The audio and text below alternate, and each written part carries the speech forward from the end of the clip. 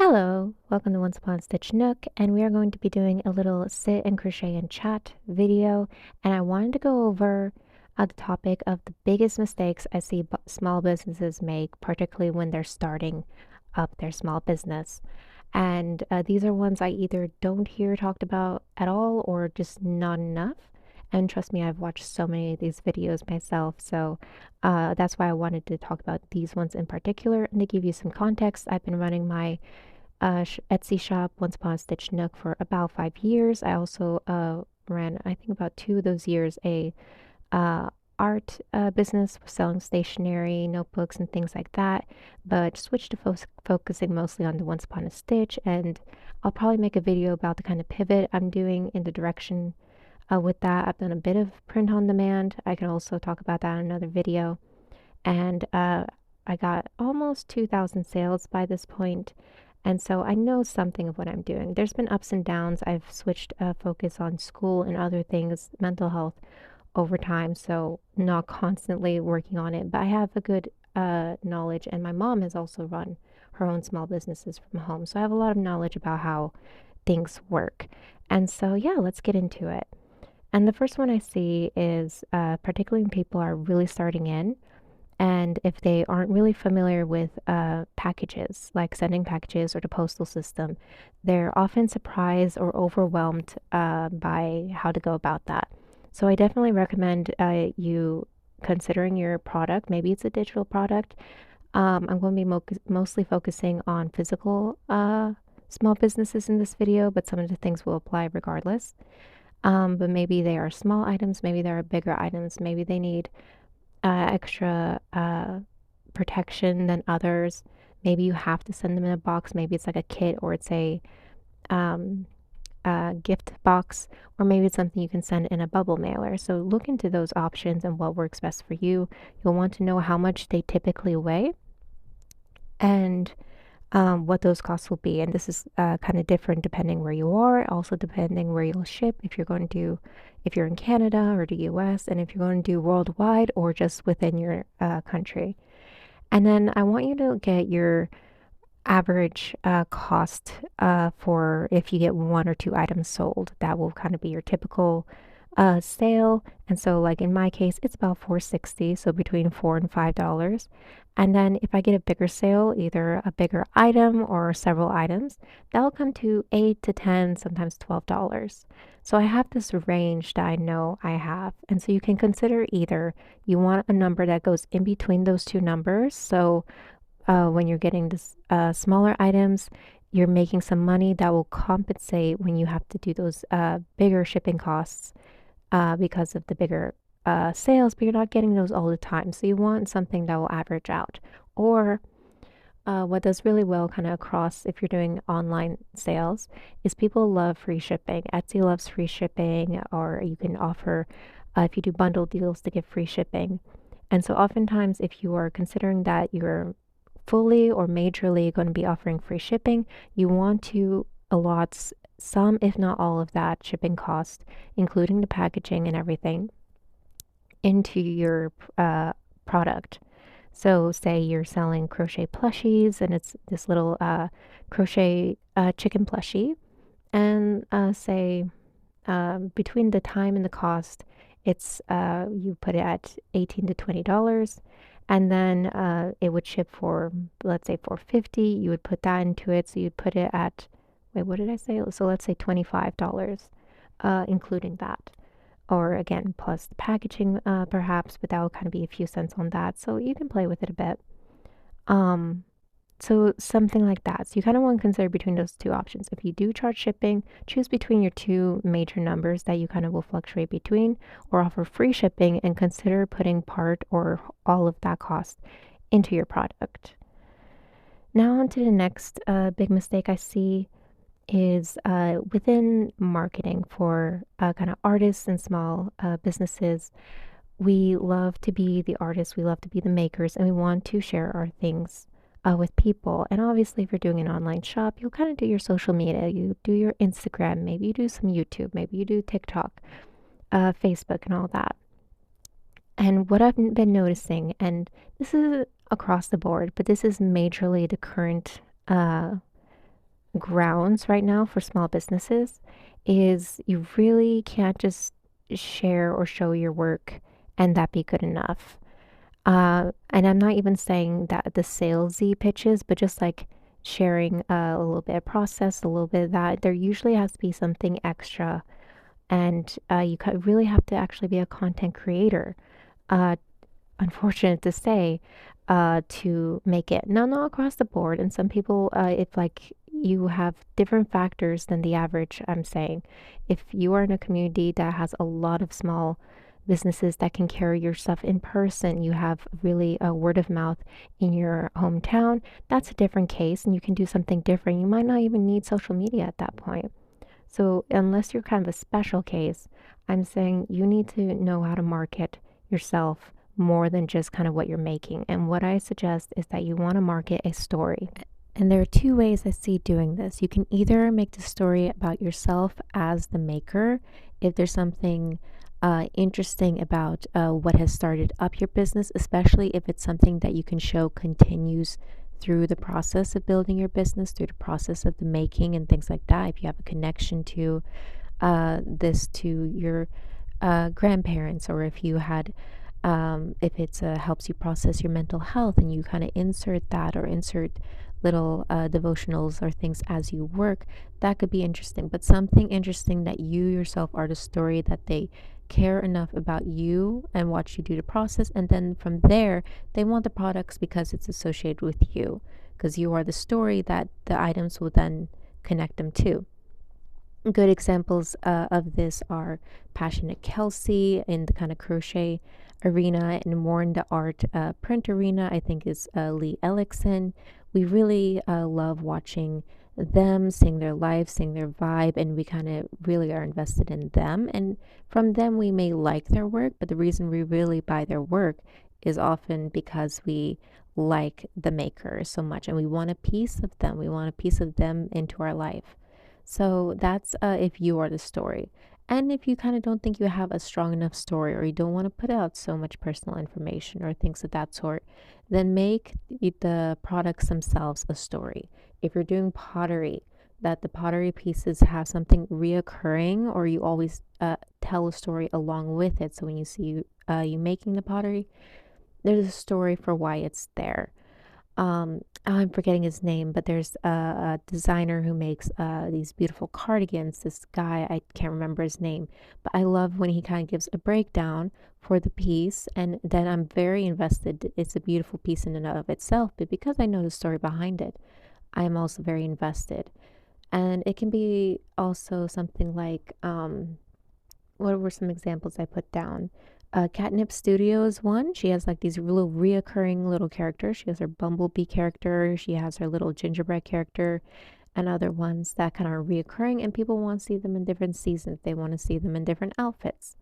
And then they bring those little characters into their home, and there's that kind of continuity of the story from the little characters. I don't know how to pronounce this one, but another one I really like, in kind of she does her art on mugs, tote bags, stickers, and things, is PaperaciaShop, or AICA shop. I will link these people below for you to check them out. And what I like that she does is, and she kind of releases collections at a time, and she'll do her original characters, which original characters is often very difficult to do, but she does a whole theme around them and chooses a theme for someone to relate to. So often it's hobby based. So like the book girl, the gardener girl, or she did a cute like Mother's Day one, which was like about a queen. And so she has her cute little original characters, and then all these stickers and themes and things surrounding it.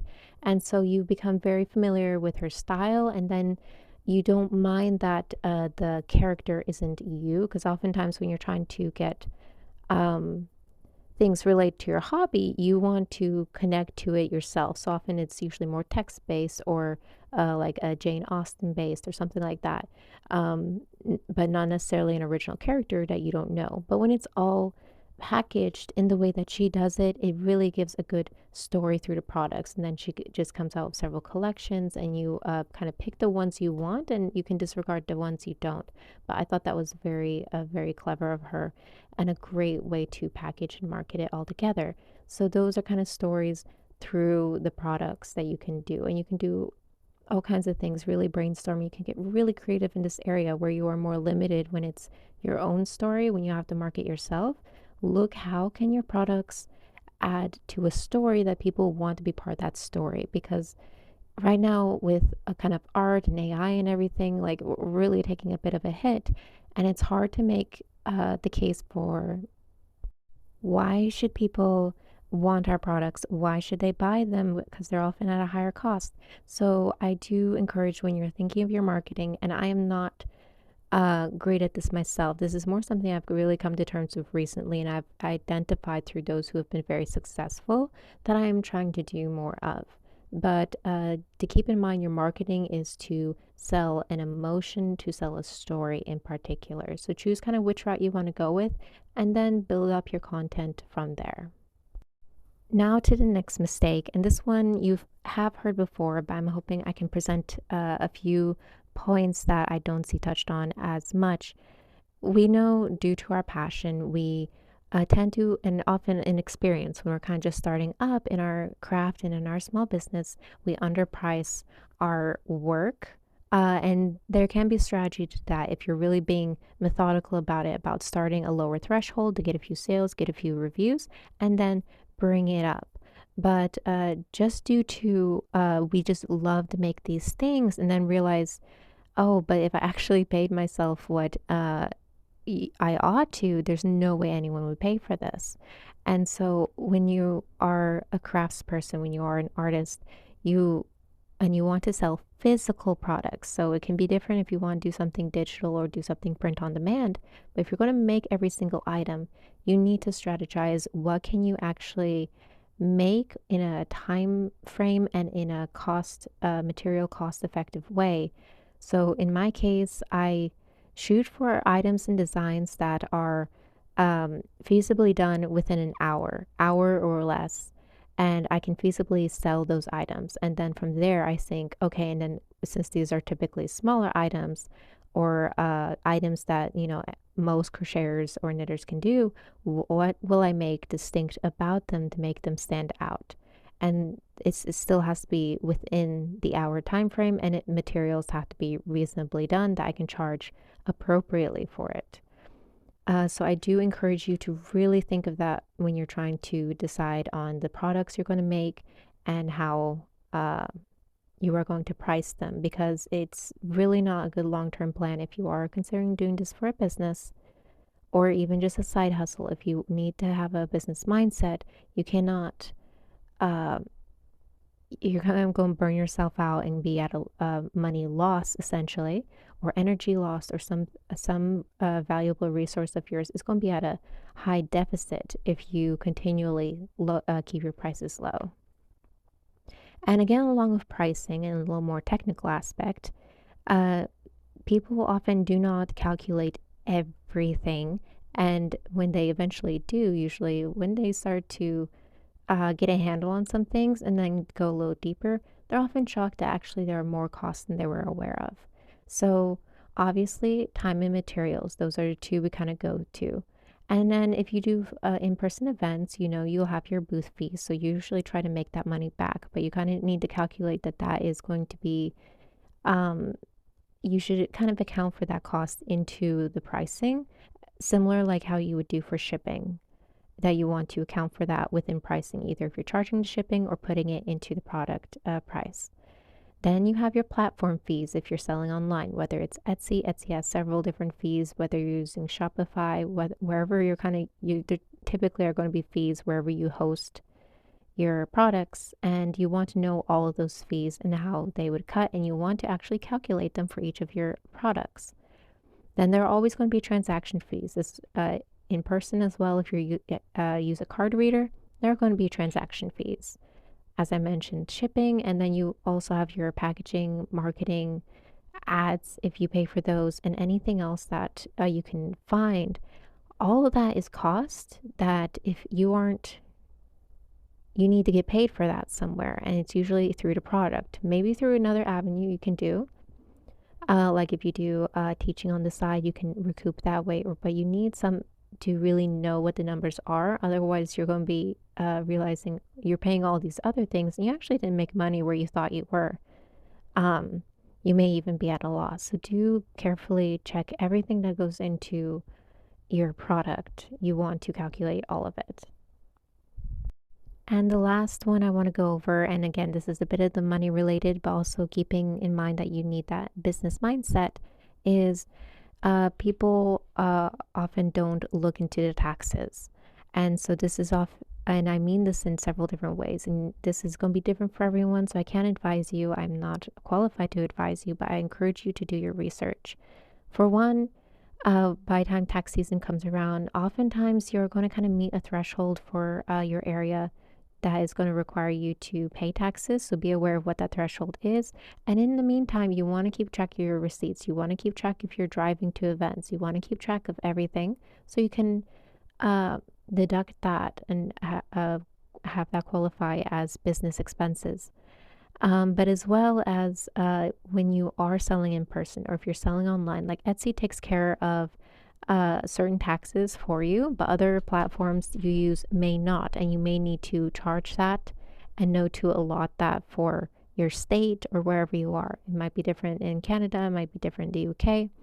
So look into what your specific area and countries um, tax rules are, because that can get very messy, convoluted, and you might get in trouble if they find out you have not been um, covering certain taxes. This is also kind of for in-person events. Sometimes they'll have sheets out for you that they want you to fill out, and then they'll send you information where you can then send the taxes for that quarter or something. And some of them don't and expect you to carry it yourself. So you need to be aware of the taxes and all that comes with that.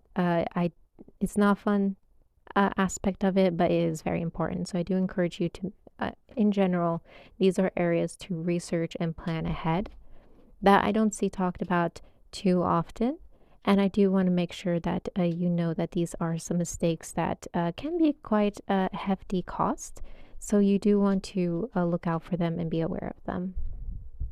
So I hope these things were helpful to you. And if you have more questions or want me to go more in depth on any of these, I can. But I just didn't see them talked about too much, and something that would have been really helpful for me to know ahead of time when I was starting my small businesses. And I really want to encourage you in your endeavors and to be very, because it is something you can succeed in, but it's something that really takes a good mindset and strategy.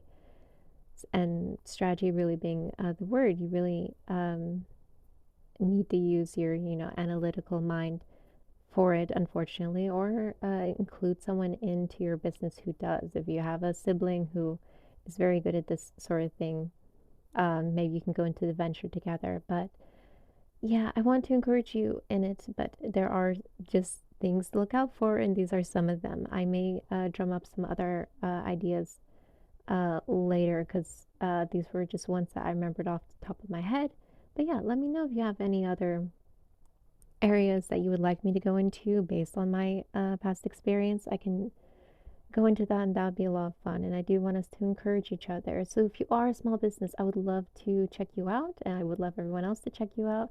Drop what you are making or what you're thinking of making in the comments, and let's support each other. I will drop the makers and small businesses I mentioned, if I can find them, and you can check them out to see kind of as inspiration and guidance if you don't follow them already. But yeah, I thank you for joining me for this little crochet session. I do enjoy these. I do love just getting to sit with you guys and just work on a project while I ramble on about, a topic of my choice. But if you have topics you want me to cover, I am very open to talking about anything that is of interest to you. If you have made it this far, I have a huge thank you to you, because thus far these videos have not done great number wise, but I enjoy making them, and I hope they at least find the people who benefit from them. So do let me know if you got this far. I would really appreciate that. I hope you have a great rest of your day and happy making.